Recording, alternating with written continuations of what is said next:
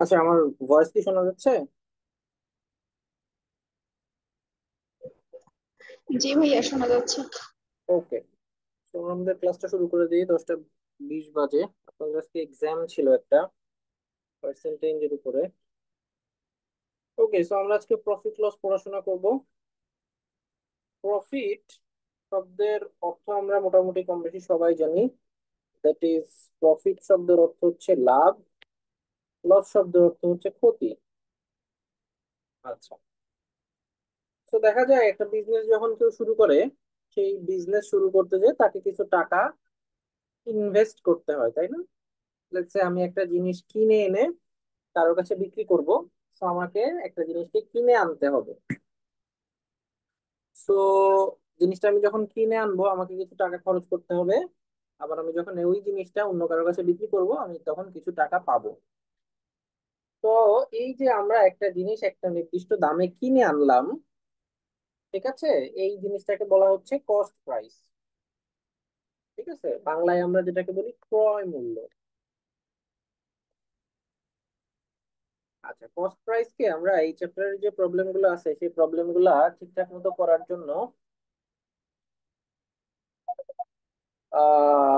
CP এই নামে নির্দেশিত করি সাধারণত। এটা জাস্ট একটা বোঝানোর জন্য। আচ্ছা, ঠিক একইভাবে আমি ওই জিনিসটা একটা নির্দিষ্ট দামে বিক্রিও করে দিই আরেকজনের কাছে। তো যেই দামে আমি এটাকে বিক্রি করে দেই সেটাকে আমি বলছি সেলিং প্রাইস, বা এটাকে বলি বিক্রয় মূল্য। এটাকে সংক্ষেপে এসপি দ্বারা নির্দেশিত করা হয়ে থাকে। তো এটা খুবই একটা কমন সেন্স, আমরা মোটামুটি কম বেশি সবাই এই বিষয়টা বুঝি যে আমরা যদি কোনো একটা জিনিস কম দামে কিনে এনে বেশি দামে বিক্রি করতে পারি তাহলে আমাদের কিন্তু লাভ হয়, তাই না? আচ্ছা, আবার আমি যদি কোনো একটা জিনিস কিনে এনে মানে কম দামে, মানে একটা নির্দিষ্ট দামে কিনে এনে তার থেকে কম দামে আমাকে বিক্রি করতে হয় তাহলে কিন্তু আমার ক্ষতি হয়ে যায়। উদাহরণস্বরূপ বলতে পারি, আমি যদি 100 টাকা দিয়ে একটা বই কিনে আনি, কিনে এনে সেটাকে যদি আমি 100 টাকার বেশি দামে, ধরা যাক 120 টাকায় বিক্রি করি, তাহলে কিন্তু আমার 20 টাকা লাভ। আর যদি সেটা 80 টাকায় বিক্রি করি তাহলে কিন্তু আমার 20 টাকা লস। তো এটা খুবই কমন একটা কথা, এই এতটুকু কথা আমরা সবাই বুঝি। তো প্রফিটকে আমরা কখনো কখনো গেইনও বলে থাকি। প্রফিট যা অর্থ, গেইন একই অর্থ। আর লস তো লসই। তো আমরা দেখলাম যে প্রফিট সমান সমান selling price minus cost price, যেটাকে আমরা বাংলায় বললাম, সেটা এখানে একটা ফর্মুলা টাইপ লেখা আছে। ঠিক একইভাবে লসের ক্ষেত্রে কস্ট প্রাইস থেকে সেলিং প্রাইস বাদ দিলে লস পাওয়া যাবে। ঠিক আছে, সহজ হিসাব। তো গেইনের আমরা একটা ফর্মুলা দেখলাম, আমরা লসের একটা ফর্মুলা দেখলাম। এখন আমি যদি পার্সেন্ট গেইন বা পার্সেন্ট প্রফিট বের করতে যাই তাহলে কি করব? তাহলে আমার টোটাল যেই প্রফিট অ্যামাউন্ট আছে, টোটাল যেই প্রফিট অ্যামাউন্ট আছে সেইটা কস্ট প্রাইসের কত অংশ সেই পার্সেন্টেজ অনুযায়ী হিসাব করব। আমি যদি এই এক্সাম্পলটা দেই, এক্ষেত্রে আমার কস্ট প্রাইস ছিল কত? 100 টাকা। আর আমার প্রফিট হলো 20 টাকা। সো আমি যদি বলতে চাই যে এখানে কত পার্সেন্ট প্রফিট হয়েছে, তো আমাকে হিসাব করতে হবে যে এই 20 100 এর কত পার্সেন্ট। তো 20 100 এর আমরা বলতে পারবো 20%। এতটুকু নলেজ আমাদের অলরেডি আছে। তো আমরা বলবো যে এখানে আমাদের প্রফিটের রেটটা হচ্ছে 20%। তো খেয়াল করি আমরা প্রফিটটা কত এর অংশ হিসেবে প্রকাশ করলাম, এই কস্ট প্রাইসের অংশ হিসেবে প্রকাশ করলাম। ঠিক একইভাবে আমি যদি এই ক্ষেত্রে পার্সেন্ট লস হিসাব করি তাহলে কি হবে? Loss amount by cost price into 100%। তো এক্ষেত্রে এগেইন 100 নিচে যাবে, যেটা কস্ট প্রাইস, আর উপরে হচ্ছে আমার লস অ্যামাউন্ট, এক্ষেত্রে 20 টাকা লস হয়েছিল। তো এগেইন এখানে কিন্তু 20% আমার লস হচ্ছে। তো এখানে একটা জিনিস খুবই গুরুত্বপূর্ণ, সেটা হচ্ছে লস এবং gain always reckoned on cost price. So loss এবং গেইন সবসময় কস্ট প্রাইস বা ক্রয় মূল্যের উপরে নির্ভর করা হয়ে থাকে। ঠিক আছে। আমরা পার্সেন্টেজের কথা যখনই বলি তখনই একটা কথা বলি যে পার্সেন্টেজ একা একা তার কিন্তু কোনো অর্থ নাই। তাকে একটা নির্দিষ্ট বেজ এর সাপেক্ষে প্রকাশ করতে হয়। আমি যদি বলি আমি অমুক পরীক্ষায় 20% নাম্বার পেয়েছি, তাহলে কিন্তু এই শব্দটার বা এই বাক্যটার কিন্তু কোনো অর্থ নাই। আমরা বাই ডিফল্ট মনে করে নেই যে পরীক্ষা সাধারণত 100 মার্কের হয়ে থাকে, সেটা কিন্তু আমাদের জাস্ট একটা মনে করে নেওয়া, বাট নট নেসেসারিলি যে পরীক্ষা কিন্তু সবসময় 100 মার্কেরই হয়। সো আমি যদি এটা মেনশন না করে দেই যে আমার পরীক্ষাটা আসলে কত মার্কের, তাহলে কিন্তু শুধু এই বাক্য দ্বারা কেউ কিন্তু বুঝতে পারবে না যে অ্যাকচুয়ালি আমি পরীক্ষায় কত নাম্বার পেয়েছি। সো পার্সেন্টেজের ক্ষেত্রে অলওয়েজ আমাকে বেসটা আমাকে জানতে হবে বা আমাকে কনসিডার করতে হবে। সো একইভাবে প্রফিট পার্সেন্টেজ বা লস পার্সেন্টেজের ক্ষেত্রে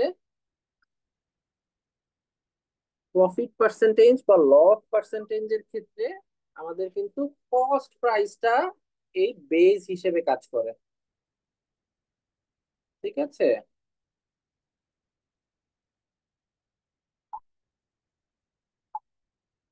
ওকে। সো আমরা গেইন পার্সেন্টেজ কিভাবে বের করব, লস পার্সেন্টেজ কিভাবে বের করব, এগুলো আমরা দেখে ফেললাম।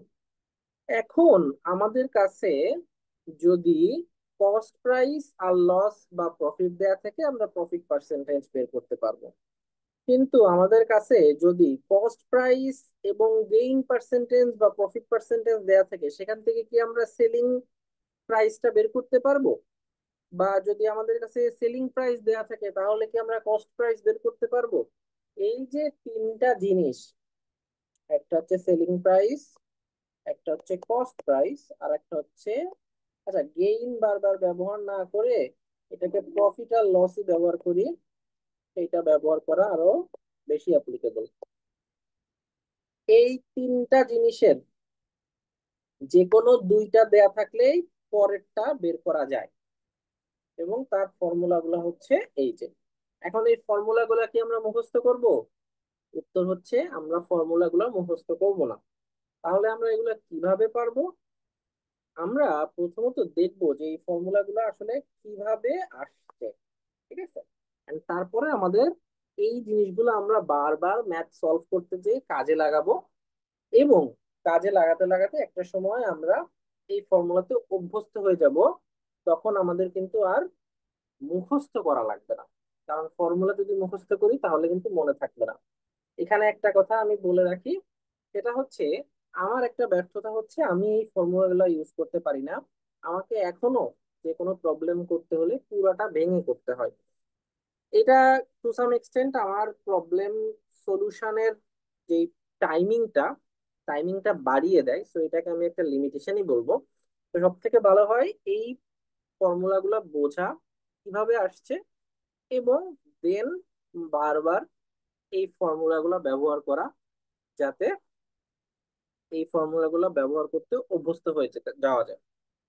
সো আমি যদি একটু দেখতে চাই যে কিভাবে আমার কস্ট প্রাইস দেয়া আছে, গেইন বা লস পার্সেন্টেজ দেয়া আছে, কিভাবে আমরা এই সেখান থেকে সেলিং প্রাইসটা বের করব। তো আমি একটা ফাঁকা পেজে যদি চলে যাই, আমার কাছে কি দেয়া আছে, আমার কাছে কস্ট প্রাইস দেয়া আছে। তো আমরা ধরে নিই কস্ট প্রাইস হচ্ছে 100।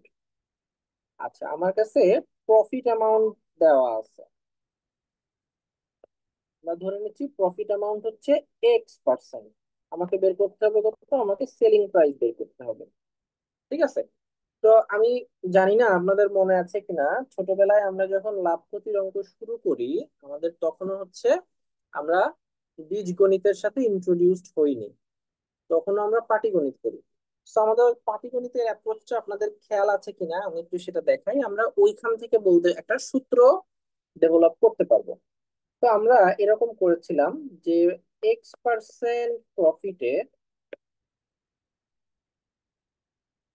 সেলিং প্রাইস যদি 100 টাকা হয়, সরি কস্ট প্রাইস যদি 100 টাকা হয়, তাহলে সেলিং প্রাইস হবে 120, লিখে ফেললাম। 100 + X টাকা। ঠিক আছে, তাহলে কস্ট প্রাইস 1 টাকা হলে কত হবে? কস্ট প্রাইস 1 টাকা হলে হবে হচ্ছে 100 + X/100 টাকা। তো খেয়াল করে দেখি এই যে অ্যামাউন্টটা, এই অ্যামাউন্টটা কিন্তু আমার এই অংশটার সাথে ম্যাচ করে। এই যে এই অংশটার সাথে কিন্তু ম্যাচ করে।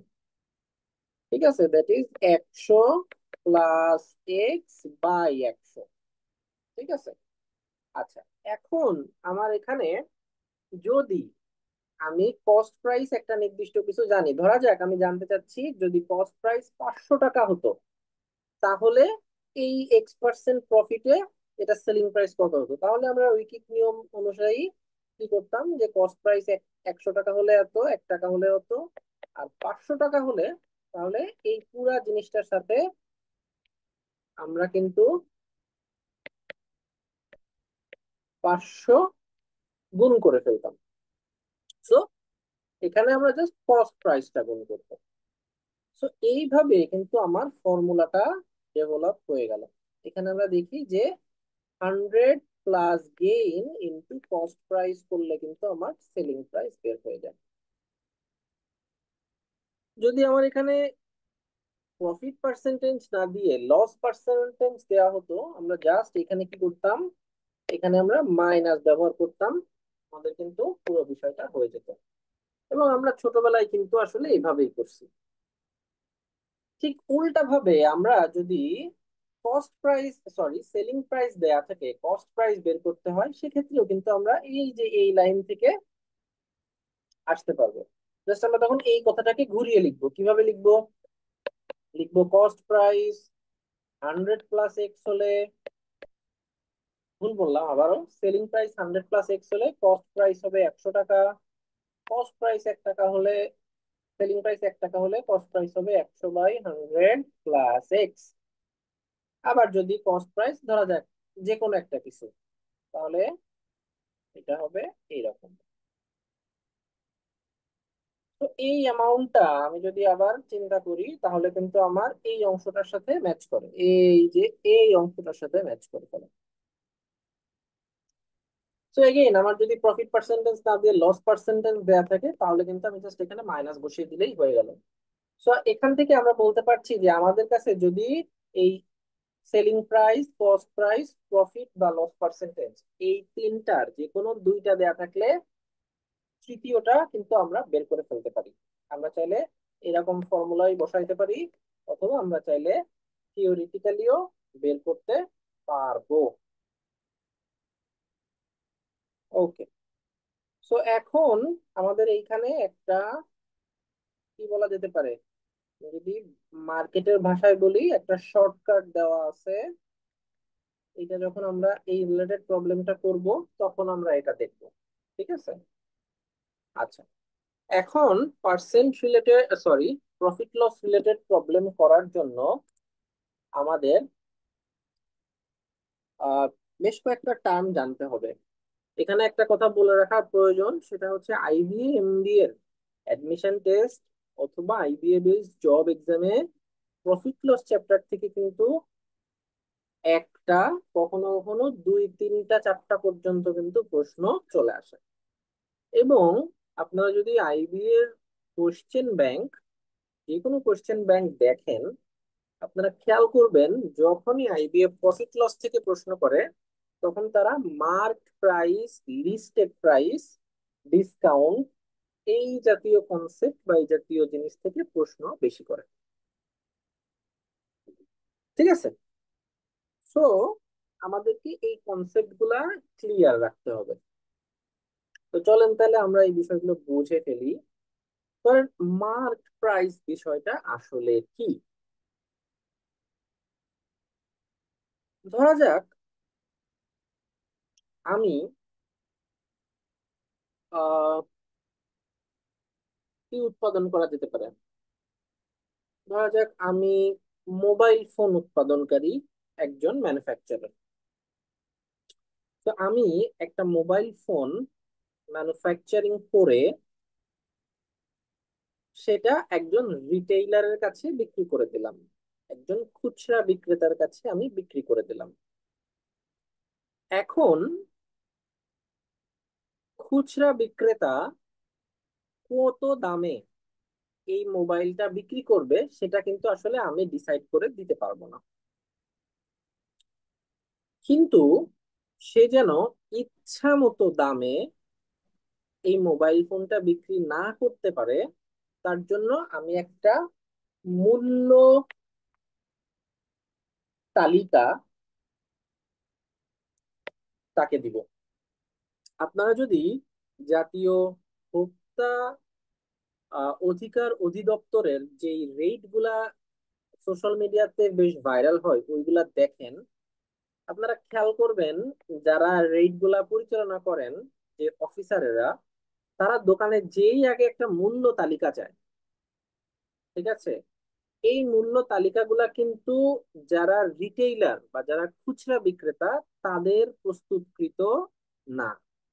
এই মূল্য তালিকাগুলো হচ্ছে সেই দাম যেই দামে রিটেইলার যারা আছে বা খুচরা বিক্রেতা যারা আছে তারা কিনে আনে। এটা হচ্ছে সেইটা। এই যে মূল্য তালিকাটা, এইটাকেই বলা হয় marked price. So marked price হচ্ছে ম্যানুফ্যাকচারার যে দামে রিটেইলারের কাছে তার প্রোডাক্টটা বিক্রি করছে, সেটাকেই বলা হয় মার্কড প্রাইস। ঠিক আছে? এবং এটা কিন্তু আপনার আহ কি বলা হয়ে থাকে,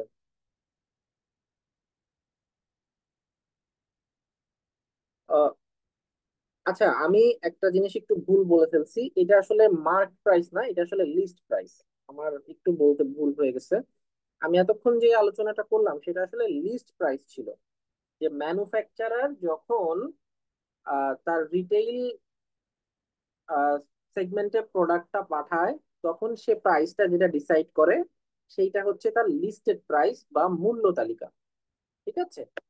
আর মার্ক প্রাইস হচ্ছে রিটেইলার আসলে যে দামে আপনার কাছে প্রোডাক্টটা বিক্রি করে, যেটা আমরা যে প্রোডাক্টের গায়ে গায়ে লেখা দাম বলে একটা জিনিস আমরা দেখছি না? আমরা মার্কেটে গেলে প্রোডাক্টের গায়ে যে ট্যাগ দেখতে পাই, ট্যাগে যেই দামটা লেখা থাকে এটা হচ্ছে মার্ক প্রাইস। ঠিক আছে? এখন আপনি চিন্তা করে দেখেন, একটা মোবাইল ফোনের দাম এক্স শোরুমে গেলে একরকম পড়বে, ওয়াই শোরুমে গেলে সেটা কিন্তু ডিফারেন্ট হইতে পারে। কিন্তু ওই মোবাইল ফোনটা এক্স শোরুমে বলেন বা ওয়াই শোরুমে বলেন, যখন ম্যানুফ্যাকচারারের কাছ থেকে মানে আমার কাছ থেকে গিয়েছে তখন কিন্তু এটা একই দামে গিয়েছে। সো লিস্টেড প্রাইস বা লিস্ট প্রাইস কিন্তু সমস্ত রিটেল শপে সেমই থাকে, কিন্তু মার্কড প্রাইস কিন্তু ডিফারেন্ট শপে ডিফারেন্ট হয়। সো এইটা হচ্ছে লিস্টেড প্রাইস এবং মার্কড প্রাইসের বিষয়। হ্যাঁ, এই দুইটা টার্ম আপনারা আইবিএ কর্তৃক পরিচালিত বিভিন্ন পরীক্ষায় পাবেন। ওকে, এরপরে আসি ডিসকাউন্ট। ডিসকাউন্টের বিষয়টা আপনারা সবাই জানেন, যে একটু ছাড় দেওয়া, একটু কম টমে দেওয়া। আমরা সবসময় দোকানে যে এই জিনিসটা খুঁজি যে ডিসকাউন্ট কতটুকু কি আছে। এখন এই ডিসকাউন্টটা যে কোনো প্রাইসের উপরে হতে পারে। আমি ধরেন একজন দোকানে যে দোকানদারকে বললো যে গায়ে যেই দাম লেখা আছে বা মার্ক প্রাইস যেটা আছে সেইটার উপরে আমাকে একটু 25% ডিসকাউন্ট দেন। সে এটা আবদার করলো। আবার আরেকজন যে বললো যে না, আপনি আমাকে লিস্টেড প্রাইস বা আপনার গায়ের দামের উপরে দিবেন না, আপনি আমাকে মার্ক প্রাইস বা আপনার যে মূল্য তালিকা আছে, আচ্ছা ভুল বললাম, আপনার যে লিস্টেড প্রাইস বা আপনার যে মূল্য তালিকা আছে ওইটার উপরে আমাকে 25% ডিসকাউন্ট দেন। সো ডিসকাউন্ট কিন্তু মার্ক প্রাইসের উপরেও দেয়া যেতে পারে, লিস্টেড প্রাইসের উপরেও দেয়া যেতে পারে। এটা খেয়াল রাখতে হবে যে ডিসকাউন্টটা কোন প্রাইসের উপরে দেয়া হচ্ছে, এটা একটা ইম্পর্টেন্ট একটা বিষয়। এরপরে আরেকটা কনসেপ্ট হচ্ছে আমার সাকসেসিভ ডিসকাউন্ট। সাকসেসিভ ডিসকাউন্ট হচ্ছে একটা প্রোডাক্টে আমি যদি একাধিকবার ডিসকাউন্ট দেই। প্রথমে আমি বললাম যে একটা প্রোডাক্টের দাম 100 টাকা, আমি বললাম 10% ডিসকাউন্ট দিয়ে 90 টাকায় আমি এটাকে সেল করবো। পরবর্তীতে দেখলাম যে এভাবেও হচ্ছে না। আমি বললাম আমি বর্তমান মূল্যের উপরে আরো 10% ডিসকাউন্ট দিলাম। তাহলে এখানে একটা জিনিস খেয়াল করতে হবে, প্রথম 10% কিন্তু এই 100 এর উপরে ছিল। তো এই 10% এই 100 এর উপরে যখন অ্যাপ্লিকেবল হলো, তখন প্রোডাক্টের দাম কিন্তু 90 টাকা হয়ে গেছিল। তো দ্বিতীয় যে 10% ডিসকাউন্টটা ছিল সেইটা কিন্তু আর এই 100 এর উপরে অ্যাপ্লিকেবল না, এটা কিন্তু তখন এর উপরে অ্যাপ্লিকেবল। তো এই দ্বিতীয় ডিসকাউন্টটা অ্যাপ্লাইড হওয়ার পরে প্রোডাক্টের প্রাইস কত হবে? 91 টাকা। ঠিক আছে। তো এই বিষয়টা হচ্ছে সাকসেসিভ ডিসকাউন্ট, এর পরেও ডিসকাউন্ট হতে পারে। Okay. So these are the basic concept of profit and loss, সেগুলো আমাদের কাজে লাগবে। এছাড়াও এই চ্যাপ্টারের বিভিন্ন প্রবলেম সলভ করতে এর বাইরে খুব একটা থিওরি লাগে না, বাট বিভিন্ন সিচুয়েশনে বিভিন্ন কনসেপ্ট কাজে লাগে। তো আমরা এখন কিছু প্রবলেম দেখে ফেলি। আচ্ছা, তো প্রথম প্রবলেমটা হচ্ছে, ভাইয়া জি, ভাইয়া সাকসেসিভ ডিসকাউন্টটা যদি একটু আরেকবার বলতেন, আমি নেটের কারণে আউট হয়ে গিয়েছিলাম। আচ্ছা বলছি বলছি, ঠিক আছে বলছি, সমস্যা নেই। সাকসেসিভ ডিসকাউন্ট হচ্ছে যে ধরা যাক আমি একটা প্রোডাক্টের উপরে 10% ডিসকাউন্ট দিলাম। তাহলে 10% ডিসকাউন্টে 100 টাকার উপরে আমার প্রোডাক্টের এখন দাম কত হলো? 90 টাকা। এখন আমি চাচ্ছি যে এর উপরে আমি আরো 10% ডিসকাউন্ট দিব। তাহলে পরবর্তী 10% যে ডিসকাউন্টটা হবে, এই ডিসকাউন্টটা কি 100 টাকার উপরে হবে নাকি 90 টাকার উপরে হবে?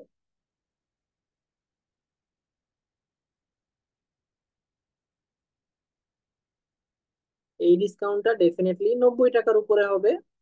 সো এই যে ডিসকাউন্ট পাওয়ার পরে প্রাইসটা চেঞ্জ হচ্ছে, এবং চেঞ্জ মানে পরিবর্তিত যে প্রাইস তার উপরে কিন্তু পরের ডিসকাউন্টটা অ্যাপ্লিকেবল হচ্ছে। এটাকেই বলা হচ্ছে সাকসেসিভ ডিসকাউন্ট।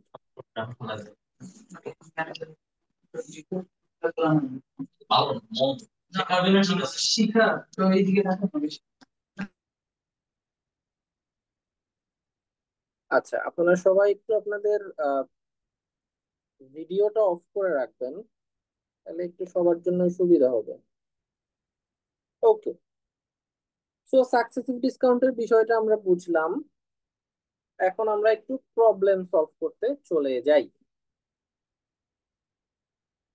বলা হচ্ছে a shop sold a pair of shoes for 1600 টাকা। তো একটা পেয়ার অফ শু 1600 টাকায় বিক্রি করছে, আর একটা স্যান্ডেল বিক্রি করছে 960 টাকায়। তো 1600, এটা আচ্ছা এটা কিন্তু সোল্ড, তাহলে এটা কি বলেন তো? এটা কিন্তু সেলিং প্রাইস, তাই না? এটা কিন্তু সেলিং প্রাইস। আচ্ছা, বলা হচ্ছে it made a profit of 20% on the shoes. তো তাহলে এইটা 20% প্রফিট করার পরে সে 1600 টাকায় বিক্রি করতে পারছে। আর 10% লস অন দ্য স্যান্ডেল, তো এটাতে 10% লস ইনকার করেছে। আচ্ছা, এখন খেয়াল করেন, আমরা একটু আগে বলে আসছি আমরা যদি সেলিং প্রাইস, কস্ট প্রাইস আর প্রফিট অথবা লস, এই তিনটা পোর্শনের যে কোনো দুইটা জানি, তাহলে আমরা তৃতীয়টা বের করতে পারি। আমি যদি জুতার ক্ষেত্রে সেলিং প্রাইস বলছি কত? 1600 টাকা, প্রফিট বলছি 20%, তাহলে কি আমরা কস্ট প্রাইস বের করতে পারবো জুতার ক্ষেত্রে? শু এর ক্ষেত্রে আমরা কি এটা শিখছি বলেন তো? একটু বের করে ফেলেন তো, একটু বের করে ফেলেন। আমরা এই যে ফর্মুলা দেখলাম, এই ফর্মুলাটা আবার দেখাই। আপনারা যখন প্রবলেম করবেন শুরুতে আপনারা একটু ভেঙেই করবেন, হ্যাঁ? তারপরে আপনারা যে বারবার ফর্মুলা ইউজ করবেন। আমাদের কাছে কি আছে? আমাদের কাছে সেলিং প্রাইস আছে আর কস্ট প্রাইস আছে। না, ভুল বললাম, আমাদের কাছে সেলিং প্রাইস আছে আর গেইন আছে। তো তাহলে আমাদের এইটা ব্যবহার করলে কিন্তু কস্ট প্রাইস বেরিয়ে যাবে। তো চলেন আমরা তাহলে ব্যবহার করে ফেলি। So cost price is equals to 100 by, এটা যেহেতু প্রফিট হয়েছে, সো 100 + 20 ইন্টু 1600। আচ্ছা, তাহলে এটা কি হবে? এটা হবে 100/120 ইন্টু 1600। এটা যদি আমি 20 দিয়ে কাটাকাটি করি, তাহলে এখানে আসে 6 আর এখানে আসে 5। আচ্ছা, আমি যদি এটাকে 2 দিয়ে কেটে রাখি, তাহলে এখানে আসে 3 আর এখানে আসে 800। তো 5/40/3। খুবই বাজে একটা কস্ট প্রাইস আসছে, বাট দেখা যাক আমাদের প্রবলেমটা হয় কিনা।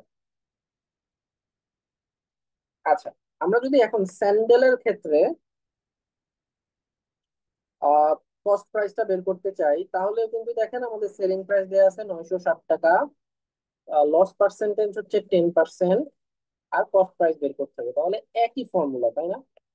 তো একই ফর্মুলাতে আমরা যদি বসিয়ে দেই 100 - 10 × 960, তো দ্যাট গিভস আস 100/90 × 960।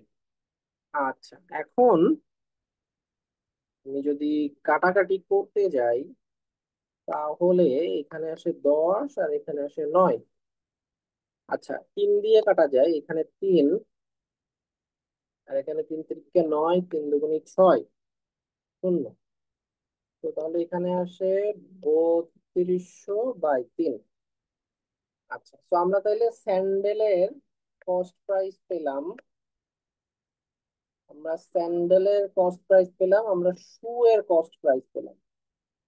তাহলে আমরা টোটালটার কস্ট প্রাইসটা বের করে ফেলি। দেখেন, আমাকে বের করতে হবে কি, the shop made a dash, তাহলে আমাকে ওভারঅল গেইন বা লস বের করতে হবে। তো আমাদের ওভারঅল সেলিং প্রাইস কিন্তু আমরা বলতে পারতেছি, তাই না? ওভারঅল কি পরিমাণ দামে আমরা বিক্রি করছি এটা কিন্তু আমরা বলতে পারতেছি, এন্ড দ্যাট ইজ 1600 + 960, তাই না? তো দিস গিভস আস 2560। এটা হচ্ছে আমাদের ওভারঅল সেলিং প্রাইস। আচ্ছা, আমাদের ওভারঅল কস্ট প্রাইস যদি আমরা হিসাব করি, তাহলে কি করব বলেন তো?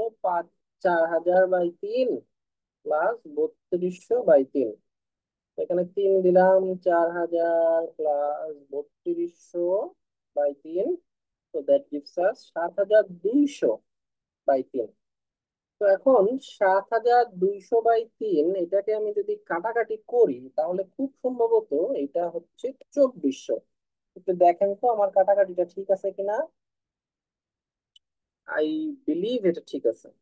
তো তাইলে আমার ওভারঅল কস্ট প্রাইস কত? ওভারঅল কস্ট প্রাইস এত, আর ওভারঅল সেলিং প্রাইস এত। এখন আমাকে বলেন যে আমাদের কতটুকু লস হলো, কতটুকু গেইন হলো। প্রথমে আমরা বুঝতে পারতেছি যে আমাদের ক্রয় মূল্য হচ্ছে 2400 টাকা, আমাদের বিক্রয় মূল্য হচ্ছে 2560 টাকা। তাহলে আমাদের ডেফিনেটলি প্রফিট হয়েছে, এতটুকু আমরা বুঝলাম। পরবর্তী প্রশ্ন হচ্ছে কতটুকু প্রফিট হয়েছে। প্রফিট কতটুকু হয়েছে সেটা হচ্ছে 160 টাকা প্রফিট হয়েছে। কিভাবে বুঝলাম? সেলিং প্রাইস থেকে কস্ট প্রাইস আমরা বিয়োগ করে দিয়েছি। সহজ হিসাব। আপনি একটা জিনিস 2400 টাকায় কিনে এনে আরেকজনের কাছে 2560 টাকায় বিক্রি করে দিয়েছেন, তাহলে আপনার 160 টাকা লাভ হয়েছে। এতটুকু জিনিস আমরা তো আশা করি সবাই বুঝি। তো এখন এই প্রফিট পার্সেন্টেজ বের করতে হবে। প্রফিট পার্সেন্টেজ বের করব কিসের উপরে? প্রফিট পার্সেন্টেজ সবসময় কস্ট প্রাইসের উপরে বের করতে হয়। তো এখন এই অ্যামাউন্টটা বের করে ফেলেন আপনারা একটু ক্যালকুলেশন করে। ক্যালকুলেশনটা আমি আর করে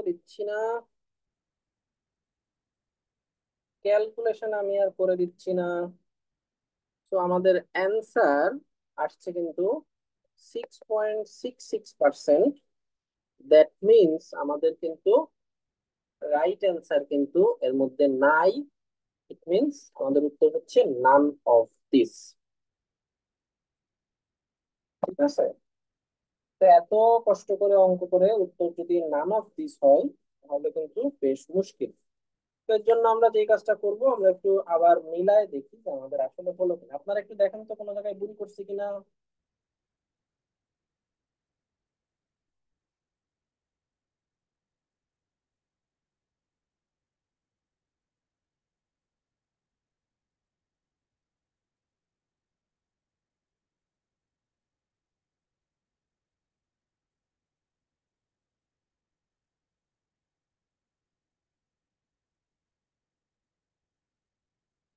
দেখছেন?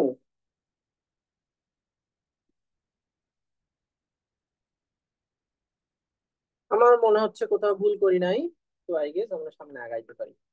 খেয়াল করেন, এই অঙ্কটার মাধ্যমে আমাদের কিন্তু প্রফিট লস চ্যাপ্টারের খুব বেসিক যে কথাবার্তাগুলো, তার প্রত্যেকটা জিনিস কিন্তু আমরা টাচ করে ফেলছি। আমরা profit, selling price, cost price থেকে কিভাবে প্রফিট বের করতে হয় সেটা শিখে ফেললাম। এই যে আমাদের কস্ট প্রাইস, এই যে আমাদের সেলিং প্রাইস, এখান থেকে আমরা প্রফিট পার্সেন্টেজ বের করা শিখে ফেললাম। আবার কস্ট প্রাইস কিভাবে বের করতে হয় যদি সেলিং প্রাইস এবং প্রফিট এবং লস দেয়া থাকে, সেটা আমরা বের করে ফেলছি। সো আমাদের বেসিক কথাবার্তা গুলো আমরা কিন্তু কাজ করে ফেলতে পারছি। ঠিক আছে? তো কারো কোনো সমস্যা না থাকলে আমরা সামনের দিকে আগাই।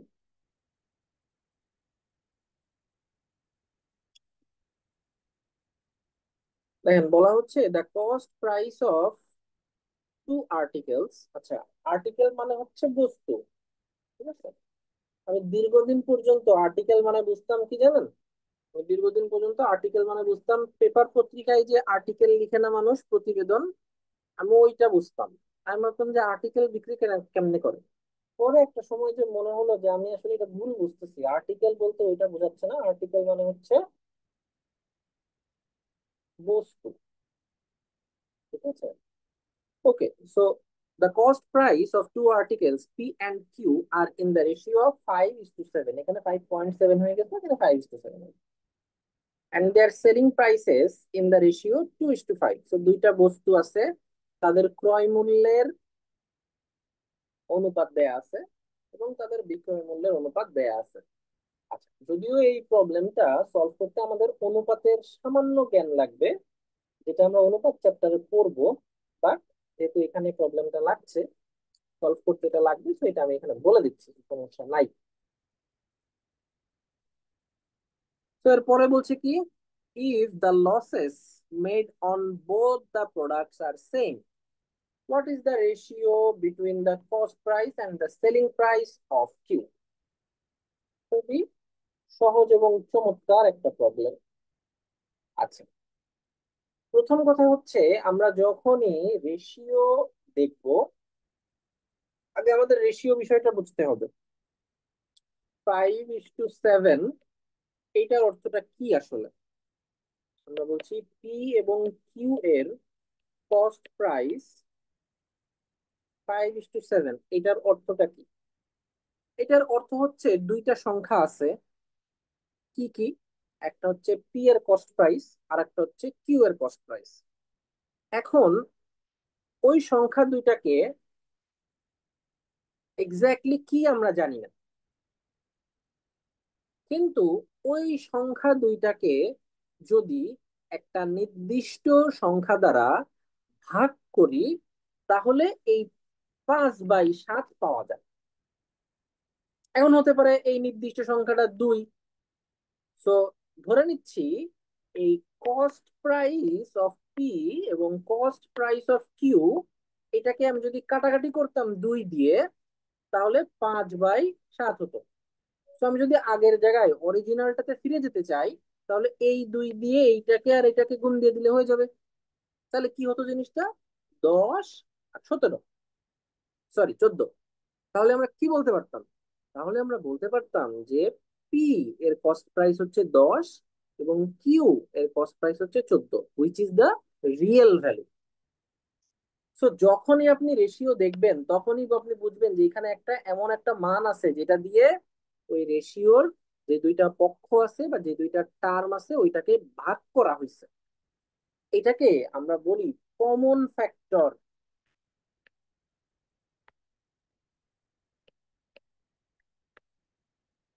সো দুই, এখানে এই পি এর কস্ট প্রাইস এবং কিউ এর কস্ট প্রাইসের ভেতরে একটা কমন ফ্যাক্টর। সো যেখানে আপনি, শুধু এই ম্যাথের ক্ষেত্রে বলছি না, যেখানে আপনি রেশিও দেখবেন সেখানে একটা কমন ফ্যাক্টর আরবিট্রারি আপনি ধরে নেবেন, তাহলে আপনি রেশিওটা থেকে অরিজিনাল মানে কনভার্ট করে ফেলতে পারবেন। খেয়াল করেন, এই যে অংশটুকু বলা আছে, এখানে কি কোনো জায়গায় আমি বলতে পারবো যে পি এর কস্ট প্রাইস কতটুকু? আমি কিন্তু বলতে পারছি না। আমি কিন্তু বলতে পারছি না কিউ এর কস্ট প্রাইস কতটুকু। কিন্তু আমি যদি এই 5:7 এর কমন ফ্যাক্টর হিসেবে এক্স ধরে নেই, তখন কিন্তু আমি বলতে পারবো যে পি এর কস্ট প্রাইস হবে 5x, কিউ এর কস্ট প্রাইস হবে 7x। কেন? কারণ এক্স দিয়ে 5x এবং 7x কে ভাগ করার ফলেই তো আমরা 5:7 বা 5/7 পেয়েছিলাম। তো এখন জাস্ট আগের অবস্থায় ফিরে যেতে গুণ করে দিয়েছি। ওকে, তো আমরা এখন কিন্তু তাহলে রেশিওটাকে অরিজিনাল নাম্বারে কনভার্ট করে ফেলছি। ঠিক একইভাবে সেলিং প্রাইসের একটা রেশিও দেয়া আছে, তো এই রেশিওটাও আপনি কনভার্ট করে ফেলেন। এইটাকে আপনি ধরে নেবেন, লেটস সে এখানে এই রেশিওর জন্য কমন ফ্যাক্টর আর এই রেশিওর জন্য কমন ফ্যাক্টর তো নট নেসেসারিলি এক হবে, কারণ একটা তো কস্ট প্রাইস আর একটা হচ্ছে সেলিং প্রাইস। তো এটার জন্য আপনি আর একটা ধরে নেন এটা ওয়াই। তাহলে এখন আমি যদি পি এর সেলিং প্রাইস বলতে চাই তাহলে আমি কি বলবো? 2y। আমি যদি কিউ এর সেলিং প্রাইস বলতে চাই তাহলে আমি কি বলবো? 5y। তো এখন খেয়াল করে দেখেন, আমার কাছে পি এবং কিউ এর দুইটারই সেলিং এবং কস্ট প্রাইস দুইটাই আছে। তো এখন আমি চাইলে দুইটারই লস বের করে ফেলতে পারবো। তো চলেন আমরা দুইটারই লস বের করে ফেলি। আমরা প্রথমে পি এর লসটা বের করি। আচ্ছা, লস হয়েছে এর অর্থটা কি? এর অর্থ হচ্ছে সে বেশি দামে কিনে কম দামে বিক্রি করছে। সো দ্যাট মিনস তার কস্ট প্রাইসটা বেশি হয়েছে, তাই তো? তো তাহলে এখানে কস্ট প্রাইসটা বেশি হয়েছে। তো পি এর কস্ট প্রাইস কত? 5x। পি এর সেলিং প্রাইস কত? 2y। সো তাহলে পি এর লস হচ্ছে 5x - 2y। আমি যদি কিউ এর লস বের করি, আপনারা একটু বের করে ফেলেন তো একইভাবে। একইভাবে আপনারা একটু হাত চালান। আচ্ছা, কিউ এর কস্ট প্রাইস কত? 7x। কিউ এর সেলিং প্রাইস হচ্ছে 5y।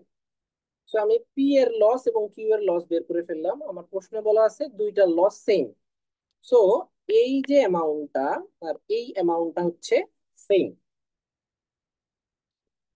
সো প্রশ্ন মতে আমরা বলবো 5x - 2y = 7x - 5y। এখন দেখেন আমাকে কি বের করতে হবে। আমাকে বলছে what is the ratio between the cost price and selling price of Q. আমাকে বলেন তো কিউ এর কস্ট প্রাইস কই? কিউ এর কস্ট প্রাইস হচ্ছে এটা, 7x। আচ্ছা, কিউ এর সেলিং প্রাইস কই? কিউ এর সেলিং প্রাইস হচ্ছে 5y। 5y। সো আমাকে হচ্ছে 7x/5y এটার মান বের করতে হবে। তো 7x/5y এর মান বের করা যা কথা, 7x/5y এর মান বের করাও একই কথা। তো এখন আমার কাছে আছে এইটা, আমাকে বের করতে হবে এইটা। তো চলেন করে ফেলি। আমরা প্রথমে এক্স অংশগুলাকে একদিকে রাখি। এই 7x টাকে রেখে দিলাম, এই 5x টাকে সমান চিহ্নের এই পাশে নিয়ে গেলাম। এখানে -2y রেখে দিলাম, -5y কে এই পাশে নিলে +5y হলো। তো দ্যাট গিভস আস এখানে 3y আর এখানে হচ্ছে 2x।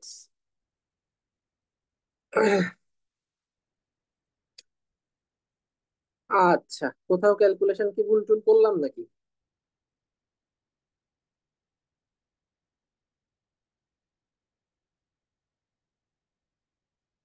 না, মনে তো হচ্ছে ঠিকই আছে। ওকে, সো আমরা x/y বের করে ফেলি। x/y কত হচ্ছে?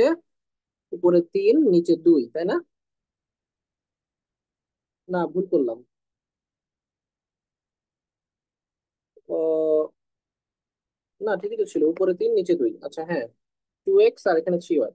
এখন খেয়াল করেন আমাকে 7x/5y বের করতে হবে। তো আমি এখানে 7/5 দিয়ে গুণ দিয়ে দিই, এখানে 7/5 দিয়ে গুণ দিয়ে দিই। তো 7/5 দিয়ে গুণ দিলে আমার কি হচ্ছে? 7/5 দিলে আমার এখানে গুণ দিলে হচ্ছে 3×7 = 21 আর 5×2 = 10। তো 21/10। এগেইন এটা তো উত্তরে নাই, তাহলে কি আবার আমরা ভুল করলাম? চেক করেন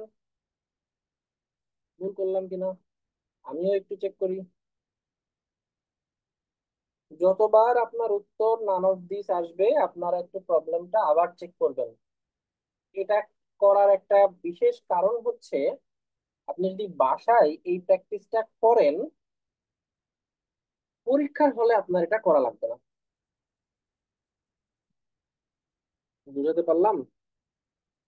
আপনি যদি বাসায় এই প্র্যাকটিসটা করেন তাহলে পরীক্ষার হলে আপনাকে এই কাজটা করা লাগবে না। আর পরীক্ষার হলে যদি এই কাজ করতে যান তাইলে আপনার পরীক্ষা মোটামুটি ওখানেই ইন্নালিল্লাহ হয়ে যাবে। দেখেন দেখেন ঠিক আছে কিনা।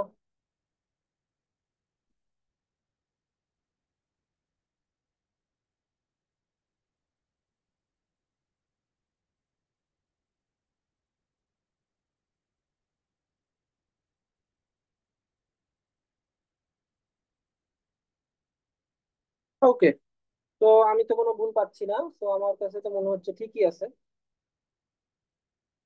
তাহলে আমরা কি সামনে আগাইতে পারি? দেখেন, প্রোটিন, ভাই এটা একটু আরেকবার রিভিউ করেন। এটা আরেকবার রিভিউ করব। আচ্ছা আমাকে বলেন, এই যে কস্ট প্রাইস যে 5x 7x, সেলিং প্রাইস যে 2y 5y, এটা কি বুঝছেন? জি ভাই, এটা বুঝছি, কমন ফ্যাক্টর এক্স ধরে নিছেন। Exactly right, common factor X আর কমন ফ্যাক্টর ওয়াই ধরে নিয়েছি। তো এখন আমাকে বের করতে বলছে যে আহ, বলছে যে the losses made on both products are the same. So দুইটা প্রোডাক্টেই লস হয়েছে এবং যেই লস অ্যামাউন্টটা সেটা সেম। তাহলে দুইটা প্রোডাক্টের আগে লসটা বের করে ফেলি। তো এখন পি এর লস বের করছি, কিউ এর লস বের করছি। লস বের করার সূত্র কি? সূত্র শব্দটা কেন ব্যবহার করতে চাচ্ছি না, কারণ আমি যদি সূত্র বলি আপনাদের মাথায় মুখস্থ টাইপ একটা টেন্ডেন্সি চলে আসবে। কারণ আপনারা মনে করেন সূত্র মানেই মুখস্থ করার একটা বিষয়। তো আমি যদি বলি যে এটা একটা সূত্র, আপনারা এটাকে একটা বক্স দিবেন এবং এটাকে মুখস্থ করবেন, যেটা আমি চাই না। বাট পরিচয় করাই দিতে গেলে সূত্র বলা ছাড়া আসলে আর কোনো উপায় থাকছে না। বাট এভাবে করে আমরা পি এবং কিউ এর লস বের করে ফেলছি। প্রশ্নে বলা আছে পি এবং কিউ এর যে লস অ্যামাউন্ট এটা হচ্ছে সেম। তো ভালো কথা, আমরা সেম বলে দিলাম। এখন আমাদের প্রয়োজন কি? বলছে what is the ratio between the cost price and selling price of Y, sorry Q. কারণ কিউ এর সেলিং প্রাইস, কস্ট প্রাইস আমাদের জানা আছে, সেলিং প্রাইসও জানা আছে। তাহলে এইটা আর এইটা রেশিও বের করতে বলেছে না, হুইচ ইজ এইটা না? তো জাস্ট এই লাইন থেকে আমরা ক্যালকুলেশন করে করে এইখানে চলে গেছি। করে আমাদের উত্তর 21:10 আসছিল। কিন্তু অ্যাজ আইবিএ বিং আইবিএ, তারা উত্তর নান অফ দিস দিয়ে রাখছে। আপনাদের এই কথা আমি আগে বলেছি, দরকার হলে প্রত্যেক ক্লাসে একবার করে বলবো। দেখেন, আইবিএ সাধারণত যেই ধরনের আপনার খুব মাইন্ড গেম খেলে, তারা মাইন্ড গেমটা কেমন জানেন? ধরা যাক আপনি অনেক কষ্ট করে একটা প্রবলেম সলভ করলেন, ধরেন এই প্রবলেমটা আমি ধরেন আপনাকে অনেকক্ষণ ধরে বুঝাই টুঝাই দিলাম, পরীক্ষার হলে আপনি অনেক কষ্ট করে একটা প্রবলেম সলভ করলেন। খেয়াল করেন, রেশিওর ক্ষেত্রে 21:10 কিন্তু খুব একটা, মানে কি বলা যেতে পারে, ডিজায়ার্ড ফলাফল না। রেশিও আসবে কেমন, 3:4 আসবে, 3:5 আসবে, 5:2 আসতে পারে।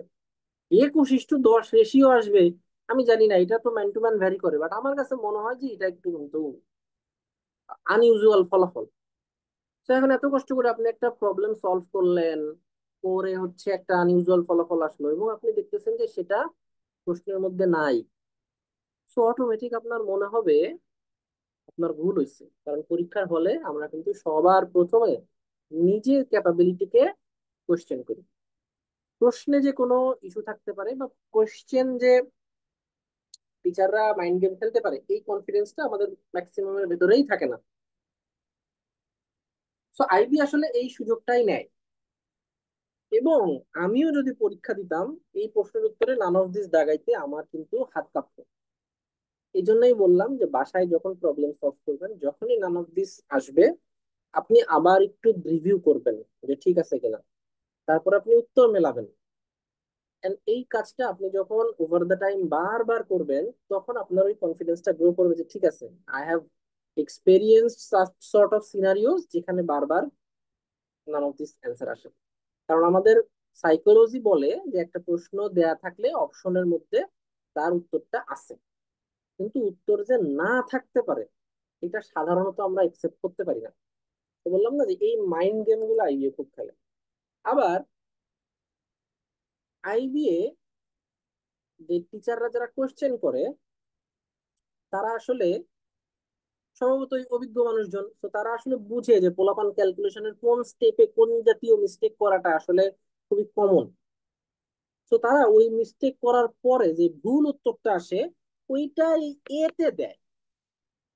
তো আপনি একটা অঙ্ক করছেন, করে ওই ভুলটা করছেন, করে একটা ভুল উত্তর বানাইছেন, আপনার একটা উত্তর চলে আসছে, সুন্দর একটা উত্তর, আপনি খুবই এক্সাইটেড, একটা প্রবলেম সলিউশন হয়ে গেছে।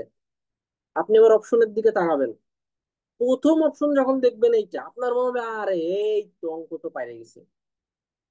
তখন আপনি সুন্দর করে দাগ দিয়ে চলে আসবেন এবং যে শিক্ষকেরা যারা যে উদ্দেশ্যে ট্র্যাপটা দিয়েছিল আপনি সেই ট্র্যাপে পা দিবেন। সো দেখেন, সত্যি কথা বলতে আপনাদের একটা ক্লাসে এক একটা চ্যাপ্টারের উপরে খুব বেসিক আলাপ আলোচনা করে অল্প কয়েকটা মেথড দেখানোর সুযোগ হয়। আমাদের যে সীমাবদ্ধতা বা আমাদের যেই কোর্স ক্যাপাসিটি তার মধ্যে আমরা এতটুকু আপনাদের সার্ভিস দেওয়ার চেষ্টা করছি, আপনাদের এতটুকু বোঝানোর চেষ্টা করছি। এর বাইরে আমরা পরীক্ষা নেওয়ার চেষ্টা করছি, আজকে থেকে তো ইনশাল্লাহ পরীক্ষা নিচ্ছি, এটা কন্টিনিউ করব। সামনে আপনাদের ম্যাটেরিয়াল চলে যাবে। এই যে সাপোর্ট গুলা এগুলা তো ঠিক আছে, বাট আমার কাছে মনে হয় সব থেকে বেস্ট এই কোর্সের যে আউটকাম বা বেস্ট ইউজ যেটা আপনার হইতে পারে সেটা হচ্ছে এই জাতীয় এক্সপেরিয়েন্স গুলা। এই এক্সপেরিয়েন্স গুলা কিন্তু আপনাকে সবাই দিতে পারবে না। যারা ওই পরীক্ষার হলে বসে নাই বা ওইটা যারা ক্র্যাক করে নাই তাদের পক্ষে কিন্তু এই জিনিসগুলা ফিল করাটা সম্ভব না। নিজে ফিল না করলে সেটা তো কাউকে বলে বোঝানোর প্রশ্ন আসে না। আমি প্রিটি শিওর আপনাদের ইংলিশে আপনাদের তৌহিদ ভাইও আপনাদের এই জাতীয় এক্সপিরিয়েন্স গুলো শেয়ার করে। যদি না করে আপনারা তার সাথে বলবেন যে ভাই আমাদের সাথে এরকম এক্সপিরিয়েন্স শেয়ার করেন, সে অবশ্যই করবে। ঠিক আছে? তো প্রবলেম আচ্ছা সলিউশন ভাইয়া, যদি এক্সাম রিলেটেড। জি বলেন। সরি ভাই, আমি ভেবেছিলাম আপনার কথা শেষ। জি জি বলেন, সমস্যা নেই আপু, আপনি আমার কথার মাঝখানে একটা দুইটা কথা বললেও খুব একটা সমস্যা নেই। আমরা এখানে মানে আপনাকে দণ্ড দিব না কোনো, বলেন সমস্যা নেই। আচ্ছা ভাই, আমার একটা পরীক্ষার কোয়েশন ছিল, পরীক্ষা রিলেটেড। আমি 10টা বাজে পরীক্ষাটাতে অ্যাটেন্ড করতে পারি নাই, পরে আমাদের নেট ছিল না, পরে যখন আসছি দেখি যে ক্লাস শুরু হয়ে গেছে। তাই আমি কি মানে এই ক্লাসটা শেষ করে ওই পরীক্ষাটাতে অ্যাটেন্ড করতে পারবো? আচ্ছা, আপনি একটু ক্লাস শেষ করে লিংকে ঢুকে দেখেন, ফর্ম লিংক খুব সম্ভবত, আমি তো বলতে পারছি না, এটা খুব সম্ভবত এক্সপায়ার হওয়ার কথা না। যদি লিংক এক্সপায়ার না হয় তাহলে আপনি পরীক্ষা দিতে পারবেন, কোনো সমস্যা নেই। আর জি জি যদি ভাই, লিংক এটাই জিজ্ঞেস এক্সপায়ার হয়ে করছিলাম, যায় এক্সপায়ার হয়ে তাহলে যাবে। ওই গ্রুপে একটু কমেন্ট করেন, আমি লিংকটা ওপেন করে দিব। ওকে? জি জি ভাই, জি ভাই। ঠিক আছে, আমরা তাহলে সামনের দিকে আগাই, অনেক গল্প করে ফেললাম। আচ্ছা, তো এই প্রবলেমটা করি। বলা হচ্ছে if the selling price of an article is 3/4 of its cost price, the profit in the transaction is. আচ্ছা, এখানে বলে রাখি ট্রানজেকশন শব্দের অর্থ হচ্ছে লেনদেন। লেনদেন বিষয়টা কি, কারণ আমি আপনাকে একটা জিনিস দিচ্ছি আবার একটা জিনিস নিচ্ছি, দ্যাট ইজ কল্ড লেনদেন, সহজ বিষয় ট্রানজেকশন। অনেকেরই হচ্ছে একটু ইংলিশে সমস্যা থাকে, তো তাদের জন্য বিষয়টা ক্লিয়ার করে দেওয়া। আচ্ছা, তো এখন বলা হচ্ছে if the selling price of an article is 3/4 of is cost price, the profit in the transaction. তো একটা কস্ট প্রাইস আছে, তো কস্ট প্রাইসের 4/3 অংশ হচ্ছে সেলিং প্রাইস। এখন এখানে আমি একটা ছোট্ট কাজ করতে পারি। আপনারা এই কাজটা করার সাথে সাথে আমাকে জাপটে ধরবেন, বলবেন ভাই এটা কেমনে করলেন, কি করলেন। তো আগে করি কাজটা। তো আমি মনে মনে ধরে নেই কস্ট প্রাইস হচ্ছে 300 টাকা, ধরে নিলাম কস্ট প্রাইস হচ্ছে 300 টাকা। তাহলে সেলিং প্রাইস কত হবে? সেলিং প্রাইস হবে এই 300 এর 4/3, এটা কাটাকাটি করলে হবে 400 টাকা। তাহলে কস্ট প্রাইস হলো 300 টাকা, সেলিং প্রাইস হচ্ছে 400 টাকা, তাহলে প্রফিট কত হবে? প্রফিট হবে 400 - 300, দ্যাট গিভস ইউ 100। তাহলে 100 টাকা প্রফিট পেয়ে গেলেন, আপনাকে প্রফিট পার্সেন্টেজ বের করতে হবে। তো প্রফিট পার্সেন্টেজ কিসের উপরে ডিপেন্ড করে? কস্ট প্রাইসের উপরে ডিপেন্ড করে। সো কি করবেন, 100/300 দিবেন, এইটা আপনি পার্সেন্টেজ অ্যামাউন্ট বের করবেন। তো এইটা পার্সেন্টেজ বের করলে হবে 33.33%। তো এখন আমাকে বলেন যে এইখানে আমি যে কস্ট প্রাইস 300 টাকা নিলাম, কেন 300 টাকা নিলাম, কেন 400 নিলাম না, কেন 600 নিলাম না, কেন 200 নিলাম না, বা কেন 100 নিলাম না? সাধারণত আমরা কস্ট প্রাইস বা সেলিং প্রাইসের ক্ষেত্রে 100 টাকা ধরেই তো অভ্যস্ত, সেটাও তো নিতে পারতাম। বা কেন আমি এক্স নিলাম না, বলতে পারেন?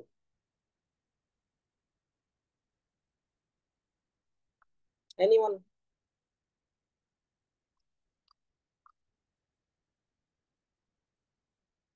No one?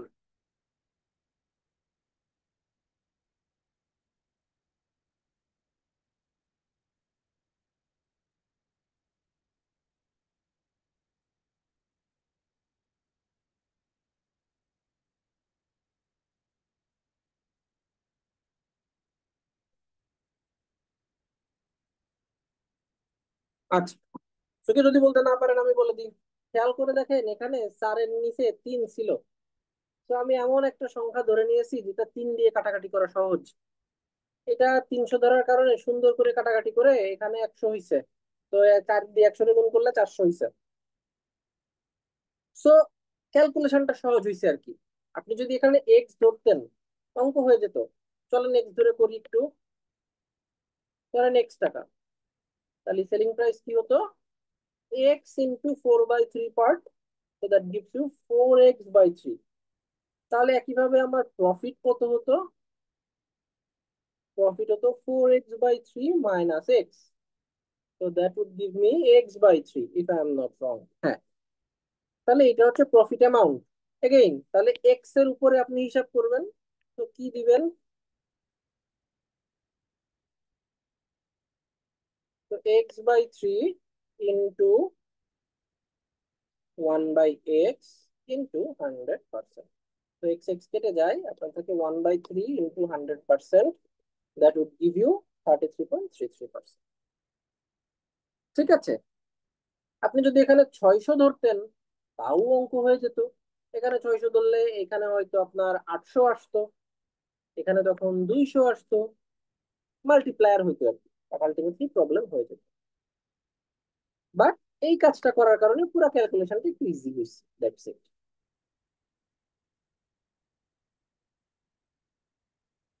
ওকে, সামনের দিকে আগাই। বলা হচ্ছে ইন এ স্টোর, এখানে মনে হয় প্রাইস হবে, প্রাইস অফ দ্য পেন। আচ্ছা, পার্সেন্ট লেস, আচ্ছা এখানে মনে হয় কোশ্চেনটা তুলতে একটু ঝামেলা হয়ে গেছে। সামহাও কোশ্চেনের পার্সেন্টেজ মিস করে ফেলছি। তো এখন তো পার্সেন্টেজ মিস করে ফেললে প্রবলেম সলভ হবে কিভাবে?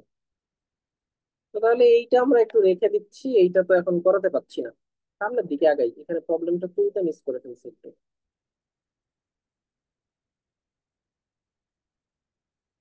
আর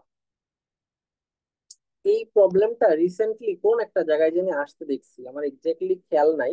বলা হচ্ছে if the selling price is double, the profit ট্রিপলস, the percentage of profit is. কোথায় জানি এই প্রবলেমটা আমি রিসেন্টলি আসতে দেখছি, খেয়াল নাই আমার।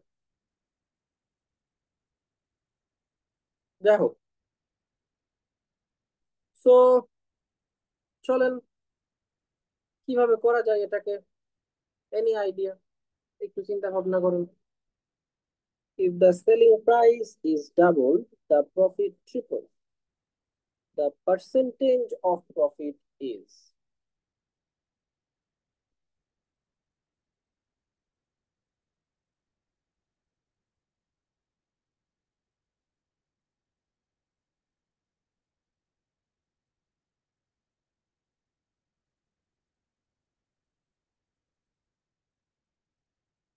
আপনারা একটু কথাবার্তা বললে ক্লাসটা নিতে ভালো লাগে।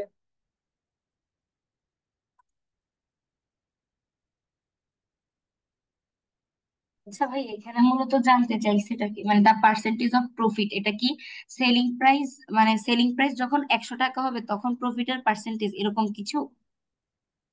না, বিষয়টা হচ্ছে যে ধরেন একটা সিনারিও চিন্তা করেন, ধরেন একটা প্রোডাক্ট আছে, তার একটা ডেফিনেটলি কস্ট প্রাইস আছে, একটা সেলিং প্রাইস আছে, এবং এর একটা প্রফিটও হইছে ধরে নিচ্ছি, কারণ selling price definitely cost price থেকে বেশি হইছে। এটা একটা ইন জেনারেল কেস।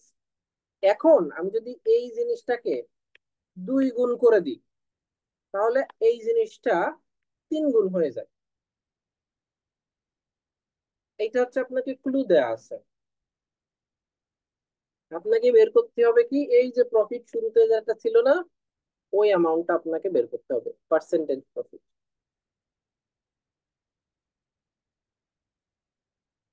ঠিক আছে, তো চলেন আমরা শুরুতে এই প্রোডাক্টের কস্ট প্রাইস এক্স ধরে নিই, সেলিং প্রাইস কিছুই তো আমরা জানি না এখানে, ওয়াই ধরে নিই। তাহলে আমরা শুরুতে এর যেই আহ কি বলে প্রফিট ছিল, সেটা যদি আমরা বের করতে যাই, তাহলে কি হবে, ওয়াই থেকে এক্স বাদ দিতে হবে। ওয়াই থেকে এক্স বাদ দিতে হবে, এটা তাহলে কি পাবো, প্রফিট, শুরুর প্রফিট, মানে প্রথম ক্ষেত্রে এই সেলিং প্রাইস ডাবল ওয়াই করার আগে, মাইনাস এক্স। তাই না? আচ্ছা, এখন বলছে সেলিং প্রাইস ডাবল করলে প্রফিট ট্রিপল হবে।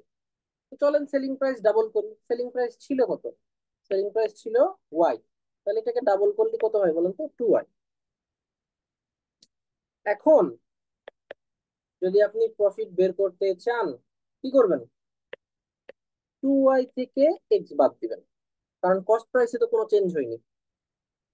তো এখন তাহলে সেলিং প্রাইস ডাবল করে আপনি প্রফিট বের করে ফেললেন। এই জিনিসটা কিসের সমান হবে বলেন তো, পূর্বের যে প্রফিট ছিল সেটার 3 গুণ, তাই না? তাহলে 3 × y - x হবে।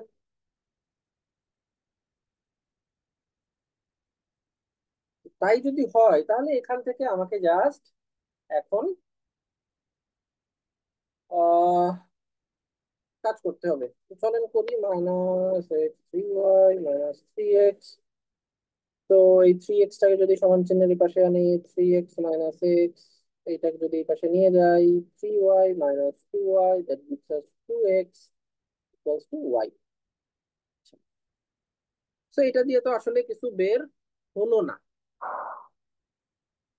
না, আসলে হইছে। আমার প্রফিট পার্সেন্টেজ দরকার, তাই না? সো প্রফিট পার্সেন্টেজ মানে কি, প্রফিট অ্যামাউন্ট বাই 100, সরি 100 না, cost price, cost price into 100 গ্রাহক। এখন আপনার প্রফিট অ্যামাউন্ট কত বলেন তো, y - x। আপনার কস্ট প্রাইস কত, এক্স, আর এখানে 100%। এই তো আপনারা বের করতে হবে। এখন খেয়াল করেন, ওয়াই ইকুয়ালস টু হচ্ছে টোয়াইস এক্স। তো আপনি এই ওয়াই এর একটা মান বাইর করছেন, তো ওয়াই ইকুয়ালস টু 2x বসান, আর বাকি যা আছে তাকে ওই অবস্থায় রেখে দেন। তো দেখা যাচ্ছে x/x × 100%, it means 1 × 100%, it means 100%। তো আপনার প্রফিট মানে পার্সেন্টেজ প্রফিট হচ্ছে 100%, মানে আপনি যেই দামে কিনছেন তার দ্বিগুণ দামে বিক্রয় করেছেন। 100 টাকায় একটা জিনিস কিনে আপনি 200 টাকায় বিক্রি করে দিচ্ছেন, তাহলে আপনার প্রফিট হয়েছে 100 টাকা, which is 100% of the cost price. এই অঙ্কটা বেশ গুরুত্বপূর্ণ, কারণ এই অঙ্কটা আমার স্বল্প অভিজ্ঞতায় আমি অনেক পরীক্ষায় সরাসরি কমন পড়তে দেখছি। এটা আইবি এর এমবি এর জন্য কতটা গুরুত্বপূর্ণ I don't know, but other than that চাকরি বাকরি পরীক্ষায় আপনি দেখেন, এখানে লিখেও রাখছি, যমুনা ব্যাংক এমটিও 2023 সাল, 2013 সালের আরপিএল, পিকেবি অফিসার ক্যাশ 2020। এটা তো জাস্ট 3টা পরীক্ষা, but I am pretty sure এই প্রশ্নটা আরো নাম না জানা বহু পরীক্ষায় আসছে, কারণ এটা খুব কমন একটা প্রবলেম। বাট ইনস্ট্যান্ট এটা বুঝে উঠতে পারা যায় না। ওই আপুটা যেরকম যা প্রশ্নটা করলেন আর কি। সো আপনারা এভাবে এক্স আর ওয়াই ধরে নেবেন, ধরে নিয়ে এইভাবে আগাই যাবেন। ওকে, সামনের দিকে আগাই। বলা হচ্ছে the ratio of the cost of two articles. তো দুইটা আর্টিকেল আছে, তাদের কস্ট প্রাইসের রেশিও দেয়া আছে। তো যেখানেই রেশিও দেখিবে সেখানেই কমন ফ্যাক্টর ধরিবে। তো তাহলে দুইটা আর্টিকেলের রেশিওর কমন ফ্যাক্টর ধরলাম এক্স। তাহলে আমরা লেটস সে এটাকে বলি আর্টিকেল ওয়ান। আর্টিকেল ওয়ান এর কস্ট প্রাইস আমরা কত বলবো তাহলে বলেন তো? 7x। আমরা আর্টিকেল টু এর কস্ট প্রাইস কে কত বলবো? 3x। তাহলে দেখেন আমাদের কাছে আর্টিকেলের কস্ট প্রাইসের রেশিও ছিল, সেখান থেকে আমরা এখন এটাকে আলাদা ইন্ডিপেন্ডেন্ট প্রাইসে কনভার্ট করে ফেলছি। আচ্ছা, বলা হচ্ছে the first one, that means এইটা, was sold at a loss of 20%। তাহলে এটাতে 20% লসে সেল করা হয়েছে। আর second one was sold at a gain of 40%। তাহলে এই 7x আর 3x দুইটাই কি ছিল বলেন তো? Cost price. আবার আপনি এখন তাদের করেসপন্ডিং লস এবং গেইন পাইছেন। আমাকে একটু বলেন তো, আমরা কি এইটার সেলিং প্রাইসটা বাইর করতে পারবো? আমরা জানি তিনটা জিনিসের মধ্যে দুইটা জিনিস দেয়া থাকলে তিন নাম্বারটা বের করা যায়, রাইট? সো এখন কিভাবে বের করব? তো সেলিং প্রাইস সমান সমান, আমার ফর্মুলা ভুল হতে পারে, আপনারা আমাকে কারেক্ট করে দিবেন, কারণ আমি ফর্মুলা ইউজ করাই খুব একটা ভালো না। 7x, তো এটা হচ্ছে আপনার কত হবে? 6 হবে, এটা 5 হবে। এখানে 6টা তার 42x/5 রেখে দেন। এটা কার বলেন তো? এটা এ এর সেলিং প্রাইস। আচ্ছা, A1 এর। আবার A2 এর সেলিং প্রাইস কেমন হবে? 100 মাইনা, আচ্ছা আচ্ছা ভুল করে ফেলেছি, এটা তো লস ছিল। আপনারা একটু বলবেন না? এখানে তো ছিল লস, তো মাইনাস হবে তো। তাহলে এখানে 80/100 ইন্টু 7x। তো কাটাকাটি করলে এখানে হবে 4, এখানে হবে 5, 4×7 28x/5। ওকে, আর এখানে হচ্ছে 40% গেইন। 40% গেইন কত হবে? 3x। তো 140/100 into 3x, this would this would give us 7/5, so 21x/5। আমাকে overall percentage of gain or loss, খেয়াল করেন এখানে গেইন অবলিক লস দিছে। সো আমি কিন্তু জানি না যে গেইন হবে নাকি লস হবে। ওকে, তো আমি ওভারঅল সেলিং প্রাইসটা বাইর করে ফেলতে পারি দুইটার। A1 আর A2 এর সেলিং প্রাইস যোগ করে দেই। কত? 28/5, সরি 28x/5, 21x/5। আপনি যদি এটা কাজ করেন তাহলে খুব সম্ভবত হবে 49x/5। হলো? আচ্ছা, আবার আপনি যদি দুইটার কম্বাইন কস্ট প্রাইস বাইর করতে চান তাহলে কত পাবেন? তাহলে পাবেন কিন্তু আপনি 10x। বোঝাই যাচ্ছে, এই দুইটা যোগ করে দিলাম। সো এখন খেয়াল করেন এখানে কস্ট প্রাইস হচ্ছে 10x, সেলিং প্রাইস হচ্ছে কত? 49x/5। আমাকে বলেন তো, 10x বড় নাকি 49x/5 বড়? বলেন, 10x বড় নাকি 49x/5 বড়? এটা বুঝবেন কিভাবে? ভাই 10x বড়। আচ্ছা, তো বলেন কিভাবে বুঝলেন, একটু এক্সপ্লেন করেন আমাদের কাছে আপু। ভাই এখানে তো আছে 10x, তো মানে যদি এরকম হইতো যে 50/5, 50/5 হইলে তো হইতো 10, কিন্তু এখানে তো 50 নেই, এখানে আছে 49। তো 49 ভাগ 5, এখানে তো 10 থেকে ছোট হওয়ারই কথা। এক্স্যাক্টলি। হ্যাঁ হ্যাঁ, শতভাগ সঠিক উত্তর, আমিও এটাই চিন্তা করছি এবং এটাই সঠিক চিন্তা। ঠিক আছে, তো আমরা এখানে বুঝতেই পারতেছি যে কস্ট প্রাইস বেশি হইছে, তার মানে ক্রয় মূল্য বেশি, বিক্রয় মূল্য কম। আপনারা অঙ্ক করার সময় ক্রয় মূল্য বিক্রয় মূল্য মাথার মধ্যে খেলাবেন না কখনো। ইংলিশের ক্ষেত্রে বাংলা থেকে ইংলিশে ট্রান্সলেট করতে যেতে হয় না। ইংলিশ একটা স্বতন্ত্র ভাষা, ওটাকে ওর মতো রাখতে হয়। আপনাদের কার কতটুকু ইংলিশ ল্যাঙ্গুয়েজ প্রফিসিয়েন্সি বা স্পিকিং প্রফিসিয়েন্সি আছে I really don't know, but অনেকের মধ্যে একটা সমস্যা দেখা যায় যে তারা বাংলায় একটা বাক্য চিন্তা করে করে সেটাকে ইংলিশে ট্রান্সলেট করে দেন বলার চেষ্টা করে। অ্যান্ড এইভাবে আসলে আপনি একটা কনভারসেশন আগাইতে পারবেন না। ঠিক আছে, তো আপনারা সব সময় ইংলিশকে ইংলিশে রাখবেন। আমি আপনাদের বোঝানোর জন্য এই শব্দগুলা বাংলা ব্যবহার করতেছি, বাট আপনারা নিজেরা যখন প্র্যাকটিস করবেন নিজেদেরকে এইভাবে ট্রেন করবেন। দেখেন, আপনাদেরকে যে পরিমাণ সময়, যতটুকু আমরা যা দিচ্ছি সাপোর্ট, সত্যি কথা বলতে এতে আপনার প্রিপারেশন যে শতভাগ হয়ে যাবে, এর বাইরে যে আপনার বই খাতা ধরা লাগবে না, এই দাবি আমরা করি না।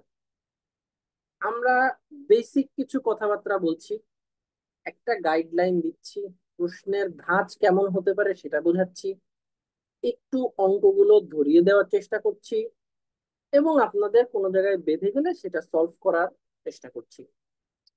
এর বাইরে কিন্তু একটা বিশাল সংখ্যক কাজ থাকে যেটা কিনা মেইন কাজ। এটা হচ্ছে অনেকটা সময় টেবিল চেয়ারে ব্যয় করা, এই জিনিসগুলোর পিছনে সময় দেওয়া। আপনি একটা চ্যাপ্টার একেবারেই পারেন না, 10টা অঙ্ক করিয়ে দেওয়ার সাথে সাথে আপনি বাকি সব অঙ্ক পারা শুরু করবেন না, এটাই স্বাভাবিক। কিন্তু আপনাকে ওই 10টা অঙ্ক করিয়ে দেওয়ার পরে আগে যেখানে হয়তো আপনি একটাও পারছিলেন না, এখন হয়তো আপনি 5টা পারবেন। আপনি 2 দিন পরে যদি ওই চ্যাপ্টারটা নিয়ে আবার বসেন, আপনি হয়তো দেখা যাবে এখন 15টা পারতেছেন। আপনি যদি আবার বসেন, এরপরে আপনি দেখবেন 20টা পারতেছেন। সো প্রোগ্রেস বা গ্রোথ এইভাবে ধাপে ধাপে হয়। একবারে আসলে সবকিছু ম্যাথের মতো জিনিস ক্যাপচার করা মুশকিল। এটা তাদের জন্য আরো বেশি মুশকিল যাদের একটু বেসিক দুর্বল বা যাদের একটু প্রিভিয়াস 9-10 এর পড়াশোনায় ঘাটতি আছে। এরকম স্টুডেন্টদের জন্য এই বিষয়টা আরো মুশকিল। তো নিয়মিত পড়াশোনা করার কোনো বিকল্প নাই। প্রত্যেক দিন 1-2 ঘন্টা ম্যাথের পিছনে ব্যয় করবেন। আর আপনারা যারা আইবিএম এর অ্যাডমিশন টেস্ট দিচ্ছেন তাদের জন্য আছেই তো খালি ম্যাথ আর ইংলিশ, আর অ্যানালিটিক্যাল তো সহজ জিনিস। ঠিক আছে, আচ্ছা, তো আমরা প্রবলেমটা শেষ করি। তাহলে আমরা এতটুকু বুঝতে পারছি যে আমাদের ওভারঅল লস হচ্ছে। এখন প্রশ্ন হচ্ছে কতটুকু লস হচ্ছে। তো লস অ্যামাউন্ট বের করা খুবই সহজ। কস্ট প্রাইস থেকে সেলিং প্রাইস বাদ দিয়ে দিব। তো 50x minus 49x/5, so x/5, এইটা হচ্ছে আমার লস অ্যামাউন্ট। আচ্ছা, আপনি এখন কস্ট প্রাইস জানেন, আপনি হচ্ছে লস অ্যামাউন্ট জানেন, তাহলে পার্সেন্ট লস বের করে ফেলেন। কি হবে? x/5 বাই 10x, 100x লিখে ফেলছি, ইন্টু 100%। কি হবে? x/5 ইন্টু 1/10x ইন্টু 100%, তো এক্স এক্স কেটে যায়, এখানে হচ্ছে 1/50 হয় ইন্টু 100%, কাটাকাটি করলে হয় 2। তো 2% লস। আগেই আমরা ঠিক করছি লস, এখন আমাদের অ্যামাউন্ট 2% চলে আসলো, অ্যান্সার হচ্ছে 2% লস। ঠিক আছে, ওকে, সামনের দিকে আগাই।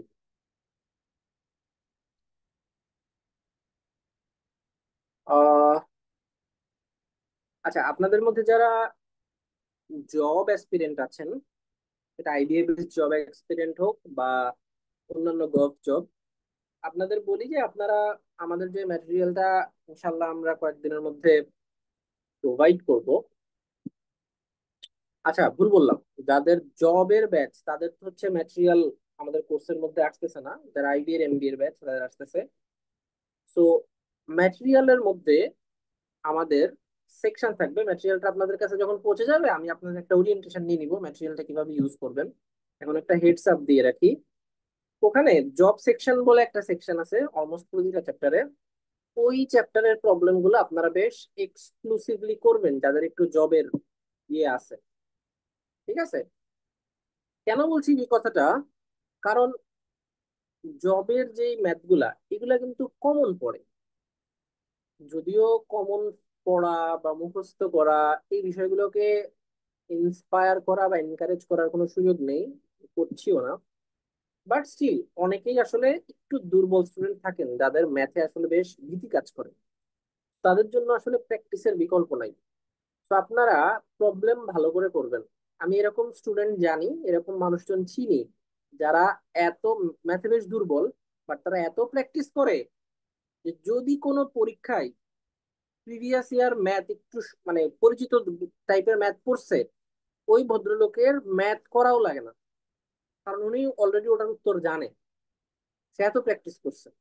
তো এইরকম বেনিফিট কিন্তু পাওয়া যায়। তো এই বেনিফিট গুলো নিতে গেলে আপনাকে কিন্তু ওই রকম পরিশ্রম করতে হবে। তো যাই হোক, আমরা আমাদের প্রবলেমে ফিরে আসি। বলা হচ্ছে in a certain store the profit is 320, it increases by 25%, but the selling price remains constant. Approximately what percent of selling price is the profit? So বলা হয়েছে একটা প্রোডাক্ট আমি বিক্রি করছি, পরে আমার প্রফিট হয়েছে 320 টাকা। এখন ধরা যাক আমি যদি একটু বেশি দামে বিক্রি করি, তাহলে একটু বেশি লাভ হবে। এই লাভ কিন্তু আরেক ভাবেও বাড়ানো যায়, সবসময় যে বেশি দামে বিক্রি করেই লাভ বাড়াতে হবে বিষয়টা কিন্তু নট নেসেসারি। আপনি যদি সেম জিনিসটা কম দামে কিনতে পারেন তাতেও কিন্তু আপনার প্রফিট বাড়ে। উদাহরণ দিই বোঝানোর সহজ হবে। আবারই 100 টাকার একটা বই কিনছি, কিনে 120 টাকায় বিক্রি করছি, লাভ কত হয়েছে? 20 টাকা। এই বইটা আমি যদি 130 টাকায় বিক্রি করি, তাহলে লাভ কত হয়? 30 টাকা। লাভ বেড়ে গেল। এখন আমি বিক্রয় মূল্য চেঞ্জ করব না, আমি বিক্রয় মূল্য 120 টাকা ছিল 120 টাকাই রাখবো। কিন্তু আমি ওই যে 100 টাকা ক্রয় মূল্যে আরেকজনের কাছ থেকে কিনে এনেছিলাম, ওর সাথে দর কষাকষি করে এটা যদি আমি 90 টাকায় নিয়ে আসতে পারি, তাহলে কিন্তু দেখেন আমার বিক্রয় মূল্য বা সেলিং প্রাইস কনস্ট্যান্ট রেখেও আমার পক্ষে কিন্তু প্রফিট 20 টাকা থেকে 30 টাকায় নিয়ে যাওয়া সম্ভব। সো প্রফিট দুই ভাবে চেঞ্জ করা যায়। আপনি চাইলে সেলিং প্রাইসকে কম বেশি করে প্রফিট চেঞ্জ করতে পারবেন, আবার কস্ট প্রাইসকে কম বেশি করেও আপনি প্রফিট চেঞ্জ করতে পারবেন। তো এইখানে আমাদের কি বলছে চলেন দেখি। তো বলা হচ্ছে একটা সার্টেন স্টোর একটা জিনিসের দাম হচ্ছে 320 টাকা, তো প্রফিট 25% বেড়ে গেছে। সো 325 এর উপরে যদি 25% বেড়ে যায়, বিষয়টা কত হবে? বিষয়টা হবে 320/4, 80। তো 80 টাকা যোগ করে দিলে হবে 400 টাকা। সো 320-এর উপরে 20% বাড়াইলে হয় 400 টাকা। ওকে। তো এখন আগে আমার প্রফিট ছিল 320 টাকা, এখন আমার প্রফিট হচ্ছে 400 টাকা। কিন্তু সেলিং প্রাইস রিমেইনস কনস্ট্যান্ট, আমি সেলিং প্রাইস কনস্ট্যান্ট রাখছি। বলা হচ্ছে approximately what percent of the selling price is the profit? What percent of the selling price is the profit? তো সেলিং প্রাইসের কত পার্সেন্ট আমার প্রফিট? কিভাবে করব?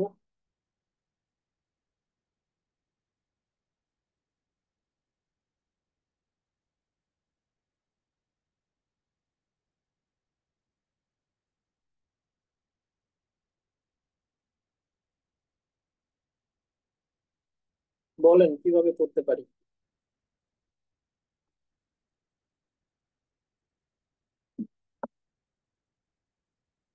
আচ্ছা, আমি একটু একটা মিনিট একটু সময় নিই। আমার গলা ধরে গেছে, একটু পানি খাইতে হবে। তো একটু একটা মিনিট সময় নিচ্ছি আমি।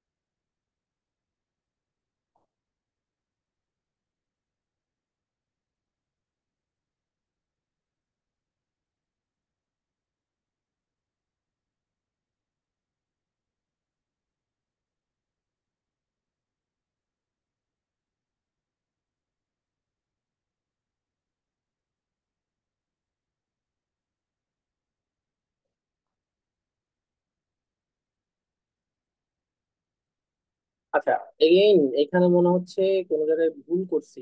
এখানে বিষয়টা মনে হয় এরকম না।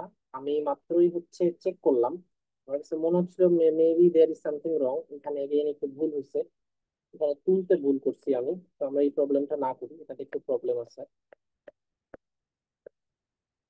এটাতে হচ্ছে 320% অফ দা কস্ট হবে।